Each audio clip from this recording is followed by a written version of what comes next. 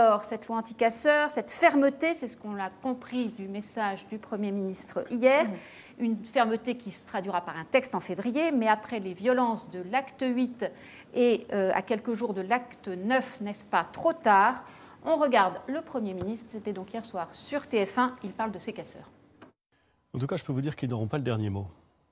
Depuis que ces événements ont commencé, nous veillons à procéder à des interpellations. Nous veillons à ce que la justice puisse condamner ceux qui se rendent responsables de ces actes délictueux et souvent très violents. Et afin de garantir l'ordre public, auquel nous sommes tous attachés, auquel les Français sont légitimement très attachés, nous avons pris la décision pour samedi prochain de faire en sorte d'assurer une mobilisation considérable des forces de l'ordre. Georgi Kuzmanovic, vous approuvez ces mesures? Lesquelles? Celles qui ont été détaillées, annoncées hier par le Premier ministre, avec une loi, un projet de loi sur pouvoir un peu sur le modèle de ce qu'on fait avec les hooligans dans le foot. Enfin, bon. Oui. Et puis également. Sauf que ce ne sont pas des hooligans dans le foot. Ce sont d'ailleurs rarement des ultra-gauches, ce sont rarement des ultra-droites. Et le problème, c'est que M. Philippe ne va pas jusqu'au bout du constat et il ne dit pas quels sont les chiffres qui sortent des juges. C'est-à-dire qu'on a eu 534, on a quasiment 2000 arrestations, on a 240 incarcérations, des centaines de comparutions immédiates, et la plupart d'entre elles finissent par des relax immédiatement. Les chiffres de hier, c'est 5600 gardes à vue, effectivement, oui. Et là-dessus, 1000 condamnations. Oui. 1000 condamnations, oui, mais dont l'essentiel sont des rappels à la loi. Et oui. Si on parle d'incarcération, ça doit être effectivement l'ordre de 200. Oui, oui, non, mais les gardes à vue, elles sont plus nombreuses. Enfin, Et donc, la loi ne s'applique pas pour des arrestations à titre préventif, par exemple. Et le qualificatif de casseur pour des manifestants qui, parfois, ont constaté les juges, ont été arrêtés dans des espaces privés et non pas publics, pose un vrai problème. Donc, on voit qu'il y a une répression très forte voulue par le gouvernement, alors qu'on est dans une situation grave, sociale, économique et politique, qui appellerait une sortie politique, et non pas une sortie répressive qui, je pense, tournera extrêmement mal, comme le montrent les derniers actes. Alexis, pas la bonne réponse, une réponse qui n'est pas... D'abord, c'est évidemment, il y a un côté mise en scène politique, c'est évident. La vérité, c'est que quand Édouard Philippe parle, il y a côté session de rattrapage. Ce qui s'est passé, c'est que le gouvernement s'est fait absolument déborder samedi dernier. Et d'ailleurs, la première mesure qu'il annonce, avant même de parler de cette loi, c'est de dire, samedi prochain, on va mettre du monde, on va remettre 80 000 policiers et gendarmes dans les rues, on va ressortir... Le truc, c'est que le gouvernement, à force de raconter que le mouvement déclinait, il avait fini par croire lui-même à ce qu'il racontait. Et donc, le gouvernement a été surpris. Il n'y avait pas assez de policiers dans les rues samedi dernier. Et le fait que 15 gars puissent quasiment prendre d'assaut un ministère, c'est absolument invraisemblable. Enfin, là, il y a un vrai problème. On peut parler ensuite des lois, mais en termes de maintien de l'ordre, que 15 types réussissent à prendre un chariot élévateur et rentrer... on se demande ce que fait le préfet de police. Là, il y a un vrai problème technique.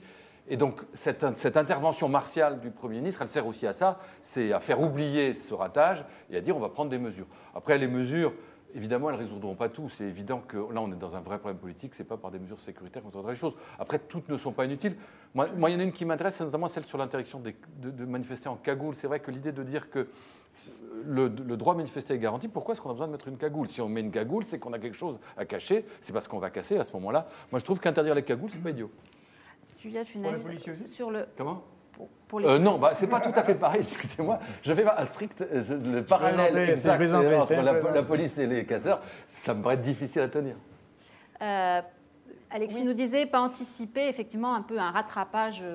Un gouvernement, on a l'impression qu'il a peur d'être gouverné lui-même par les 4000 personnes ou les personnes qui ont les soi-disant casseurs. Mais le problème de ce discours, je trouve, en l'écoutant, c'est que l'autorité n'est pas performative. C'est pas parce qu'on dit qu'on a de l'autorité qu'on en a. C'est exactement l'inverse. C'est pas en disant je vais avoir le dernier mot qu'on a le dernier mot. C'est justement exactement le contraire. J'avais l'impression, moi, en l'écoutant, de voir un père devant son adolescent violent qui le craint et qui ne sait pas quoi faire en disant juste j'aurai le dernier mot. Je pense que c'est exactement l'inverse. Donc quand on n'a pas d'autorité parce qu'il n'y a plus de crainte en face, il n'y a pas d'autorité sans crainte, il n'y a plus de crainte en face, donc il n'y a pas d'autorité. Du coup, on adopte un langage autoritariste, on menace, on légifère, on fiche. Alors moi, je me suis amusée parce que je me disais, on est le pays, on est les champions du monde de la fiche. On a 58 fiches, j'ai regardé, policières, types de fiches différentes, et dans la fiche S, il y en a 16.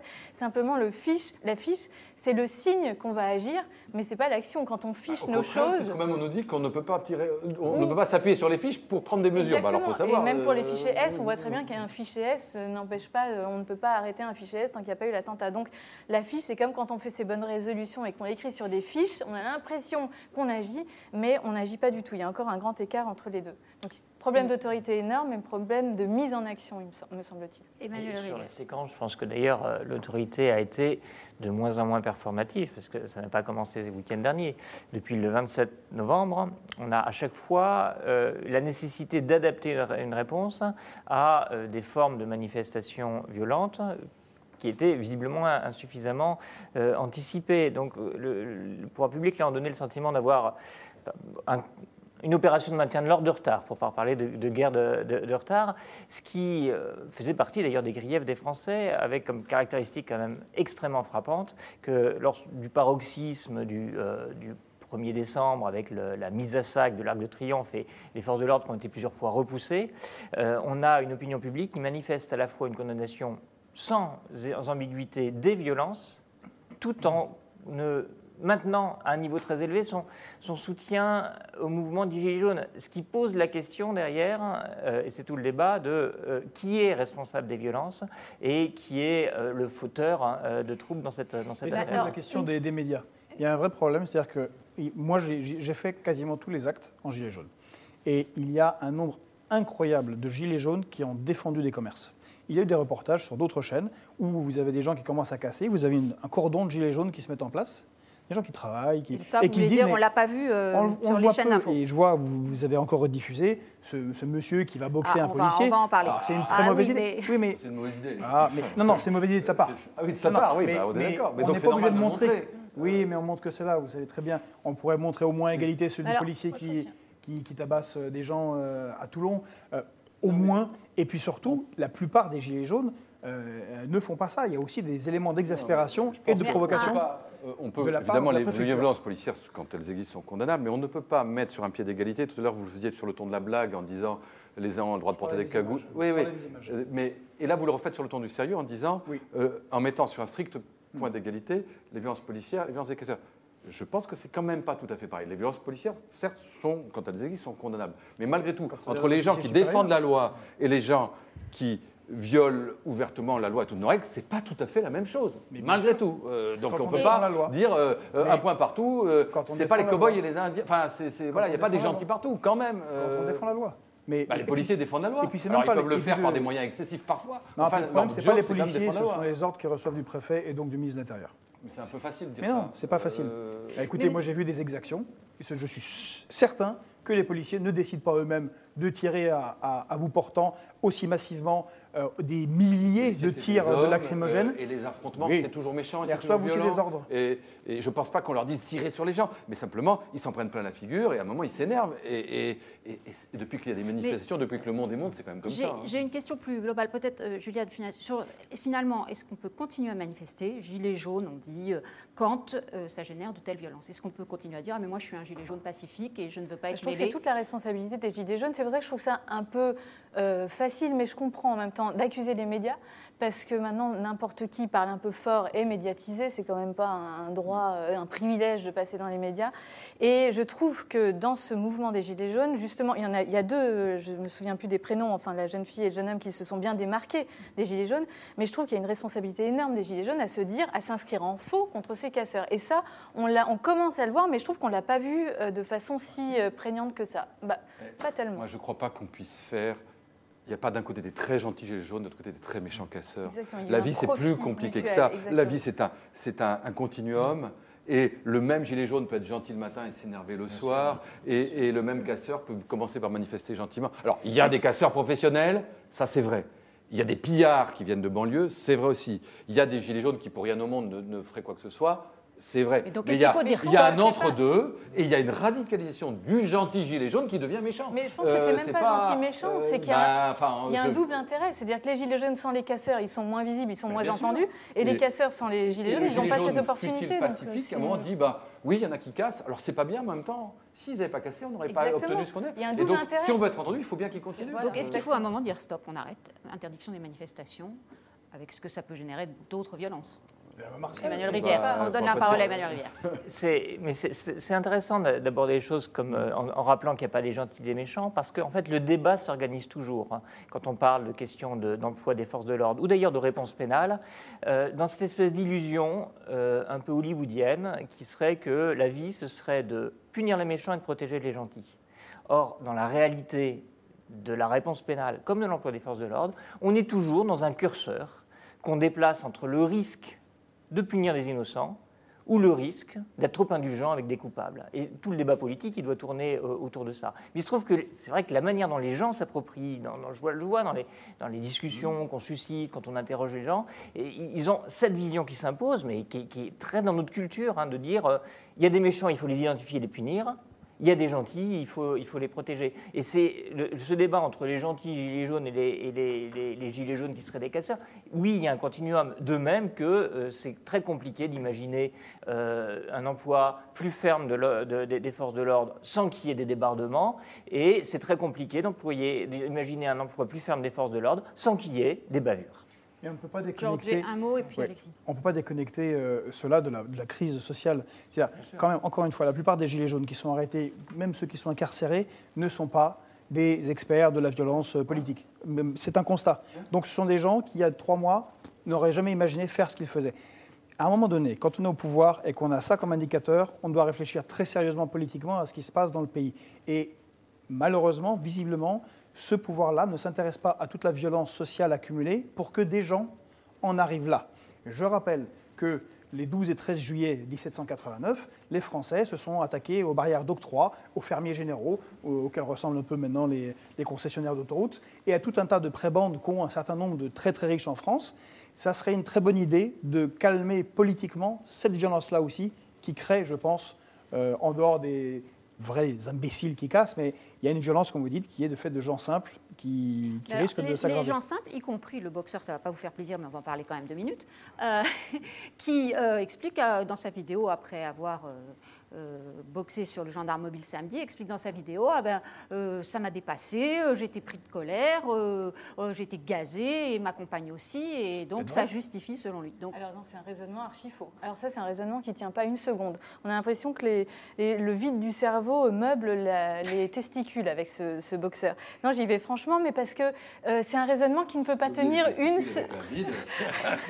c'est un raisonnement qui ne peut pas tenir, parce que si on commence à expliquer les raisons d'action, on peut très bien trouver des raisons d'agir des policiers. S'ils ont gazé, c'est aussi parce qu'ils avaient des raisons d'agir, et on ne sort pas. Ce qui en plus est contredit par les images. S'ils ont des raisons d'agir, c'est qu'il y avait des gens en face, et ces gens en face avaient des raisons d'agir, et on n'en finit pas. C'est-à-dire que les raisons d'agir ne doivent pas amender l'évaluation des actes. Comment dire, aucun agresseur n'est la victime de sa proie. C'est quelque chose qui ne tient pas. C'est un raisonnement faux, un paralogisme.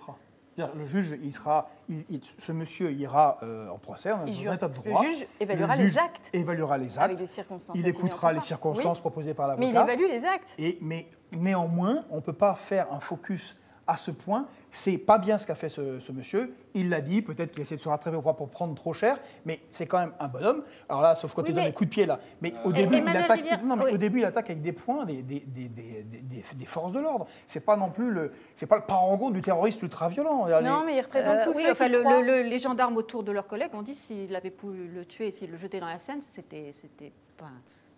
Déjà, ça a été très très loin. On laisse des manifestants aller sur des passerelles, pardon, c'est déjà le truc de fou. Là, vous avez raison. Le dispositif, j'étais là. Je voyais à 20 mètres, il y avait eu 10 pauvres gendarmes au CRS, tout seuls. Ces gendarmes, tout seuls. Et là, donc... entourés par un tas de gens. Je ne sais pas qui a fait ce dispositif, c'est incroyable. On dirait que c'est provoqué. Presque. Alors, j'ai une question pour Emmanuel Rivière. On le sait, il y a une cagnotte levée sur Litchi qui a réuni en quelques heures plus de 100 000 €. là aussi, ça prouve qu'il y a un soutien. Ça pose une question fondamentale. Je crois que c'est 6 000 personnes qui ont participé. 28 000 personnes. 28 000 personnes ont participé à cette cagnotte au moment où elle a été fermée. Et je disais tout à l'heure que la condamnation des violences par les Français, elle est massive, mais elle n'est pas unanime. Et je pense qu'il faut s'interroger aussi sur ces quelques 20% de Français qui disent qu'ils comprennent, qui s'interrogent. Et je pense que, pour tout vous dire, j'ai quelques inquiétudes sur l'état de santé de notre démocratie. Et on voit un certain nombre des piliers très sérieusement fissurés, le regard porté sur les médias, le regard porté sur nos institutions. Il y en a un qui est très important, c'est la reconnaissance par chacun du monopole de la violence légitime. On est en train de s'interroger sur cet exercice de ce monopole de la violence légitime par les forces de l'ordre. On est en train de se dire, est-ce que leur violence ne mérite pas une violence en retour? Et sans, d'ailleurs, que mon propos ne consiste à départager qui que ce soit, il y a une vraie interrogation. Enfin, regardez les débats tels qu'ils s'organisent sur les médias sociaux, c'est vidéo contre vidéo. Toulon contre la passerelle Cédar-Sangor. Et cagnotte contre cagnotte. Oui, et donc, voilà, ça c'est un vrai problème. Il me semble que c'est un vrai constat d'un problème dans nos démocraties. Il se passe vraiment quelque chose de très grave. Et là, je rejoins, même si ce n'est pas du même point, ce que dit Jorge Kuzmanovic. Ce que nous dit cette cagnotte, ce que nous dit ce soutien persistant au mouvement. Avant la veille du week-end dernier, on avait publié un sondage, il y avait encore, après tout ce qui s'était passé, après toutes les concessions qui étaient faites, il y avait encore 55% des Français qui soutenaient la poursuite du mouvement, manifestation, etc. Donc ça nous dit quelque chose du discrédit qui frappe les classes dirigeantes, de la détestation que la France d'en bas voue à la France d'en haut, d'une sorte de haine sociale qui a sans doute toujours existé dans ce pays, mais qui s'est réveillée dans ces dernières années, et c'est le paradoxe de ce gouvernement qui était élu sur un projet de bienveillance, de réconciliation. On a réveillé une guerre des classes dont on ne sait pas où elle va nous mener. C'est absolument grave. C'est pour ça que je ne crois pas un instant que des mesures sécuritaires, fussent-elles nécessaires, suffiront à résoudre tout ça. On est dans un processus politique qui va être très long, très compliqué, et dont aujourd'hui personne ne sait absolument comment on peut sortir. Parce que si quelqu'un peut dire comment le gouvernement peut sortir de cette affaire-là, alors là, bravo. Rappelons que Macron, quand même, a une violence morale envers les citoyens, avec les riens, les habillez-vous, achetez-vous un costume, vous n'avez pas assez cotisé, qui sont délirants pour un président. Mais ça, tous les présidents ont fait des petites phrases maladroites. Il y va quand même. Je pense que c'est pas ce qu'ils disent ou ce qu'ils font, c'est la haine de ce qu'ils sont. Il a un record loin devant Sarkozy et il y a quand même un souci. Il ne faut pas tomber dans l'anecdote. C'est vrai, il a été très maladroit, il a énervé les gens. Ce qu'il a énervé les gens, c'est une chose. Il y a autre chose. Je pense au fond que notamment le projet fondamental d'En Marche et de Macron, qui est le dépassement du clivage droite-gauche, donne ça. C'est-à-dire que quand il n'y a plus de clivage droite-gauche, et Dieu sait qu'il est agaçant, et Dieu sait qu'il est énervant, le clivage droite-gauche, et Dieu sait qu'il est parfois caricatural, mais n'empêche que quand il n'y a plus le clivage droite-gauche, quand il n'y a plus cette canalisation de la violence sociale dans un chemin idéologique, quand il n'y a plus le clivage droite-gauche, il y a les pauvres contre les riches. C'est exactement ce qu'on est en train de vivre. C'est la première fois qu'on a un mouvement social. Ils doivent regretter qu'il n'y ait pas plus de syndicats. Mais bien sûr. C'était bien de les avoir combattus pendant 30 ans. C'est quelque chose d'extrêmement frappant. C'est la première fois qu'on a un mouvement social de cette ampleur qui ne soit pas implicitement soutenu davantage à droite qu'à gauche ou à gauche qu'à droite, comme c'était le cas de la Manif pour tous, des mouvements anti-El Khomri, etc. C'est en fait les franges de l'espace politique contre le centre. Si on devait revenu, c'est très très clair quand on regarde les 55% qui soutiennent contre les 45%. C'est indexé de façon absolument linéaire sur le niveau de revenu. Plus on est pauvre, plus on s'y tient, plus on est riche, plus on condamne. Ça pose quand même un problème parce que d'abord, les riches sont moins nombreux que les pauvres et c'est eux qui gouvernent. Les pauvres, ils ne gouvernent pas, mais ils sont majoritaires. Donc, si ces deux catégories se dressent l'une contre l'autre, ça finit mal. Peut-être un peu anecdotique, mais la manifestation annoncée du 27 janvier, les foulards rouges et tout ça, c'est dangereux, ça peut être une contre-manifestation, c'est bidon. C'est dans la démocratie fausse de Corée du Nord que le pouvoir organise des manifestations en soutien aux dirigeants. C'est quoi ce truc? Sérieusement. Et puis il ne parle pas s'il y a une provocation. Comme d'autres. Arrivé, je crois, en 1968 avec la. Oui, mais c'est ça. Depuis des semaines, le gouvernement a l'espoir de ça, que la réalité des violences crée un mouvement de solidarité, de rally to the flag, de solidarité autour du président. Mais force est de constater que ça ne marche pas. Du tout. Et dire Macron. Au fond, l'idée, c'est que la peur du désordre va provoquer un ralliement, notamment des couches modérées, de la droite, des retraités, etc., à Macron.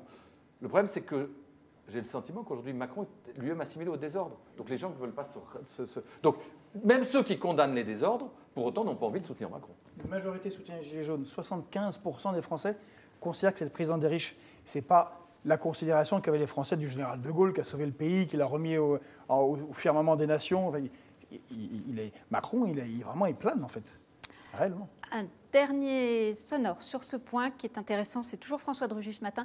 Alors, lui, sur les violences, il dit qu'il faudrait quand même que les condamnations soient un petit peu plus nombreuses et unanimes. On l'écoute.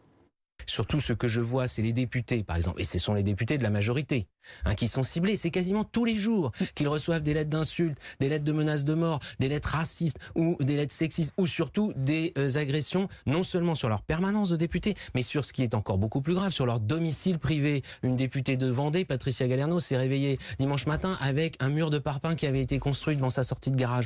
Il y a un moment donné où tous les responsables politiques devraient condamner cela. Vous souriez, Georges, mais c'est sérieux, les agressions contre les députés? Oui. Alors, le problème de ce gouvernement, c'est qu'après ne pas avoir condamné Benalla, il est peu crédible dans la condamnation des violences. Ça, c'est une chose, parce que c'était quelqu'un qui travaillait à l'Élysée et qui, visiblement, continue plus ou moins à travailler pour l'Élysée. L'autre chose, c'est qu'il ne se rend pas compte on n'a pas vu ça depuis la Grande Peur. La Grande Peur, personne n'a organisé ces gilets jaunes. Même pas Poutine. Personne n'est derrière pour leur dire mettez des parpaings là, mettez du papier toilette, engueulez-les, que ce soit bien ou mal, c'est pas le problème. Ça se fait. C'est comme la dernière fois en France où c'est arrivé, c'est la Grande Peur, c'est quand le peuple spontanément est allé chez ses seigneurs prendre les marques de taille pour ne plus payer l'impôt. Et ne pas comprendre qu'il y a un gros problème de justice sociale et de justice fiscale dans ce pays, et que si on ne le règle pas, je pense que ça tournera mal. Parce que ce genre de choses ne sont jamais arrivées. Il y a un problème, mais ça va même au-delà de la justice sociale et de la justice fiscale. Il y a un problème de malaise identitaire, d'inquiétude culturelle. Il y a 1000 choses qui nourrissent ce sentiment de relégation de toute une partie des gens qui habitent dans ce pays. C'est évident. Je partage tout ça. Je pense qu'il y a un vrai ressentiment, une vraie volonté punitive contre les dirigeants sous toutes leurs formes. Il y a quelque chose de très contre-productif dans tout ça, c'est que le jour où les députés considéreront qu'il est trop cher ou trop dangereux d'avoir des permanences parlementaires, on ne pourra plus trop se plaindre qu'ils soient éloignés des gens et qu'ils ne prennent plus les transports en commun. Ben oui, si, c'est aussi la conséquence, c'est qu'il y a quelque chose quand même de très très violent contre beaucoup de militants, pas que. Enfin, je pense qu'à la France Insoumise, on a un tout petit peu fait l'expérience, votre ancienne formation politique, quand ils ont voulu arriver avec les badges sur certains.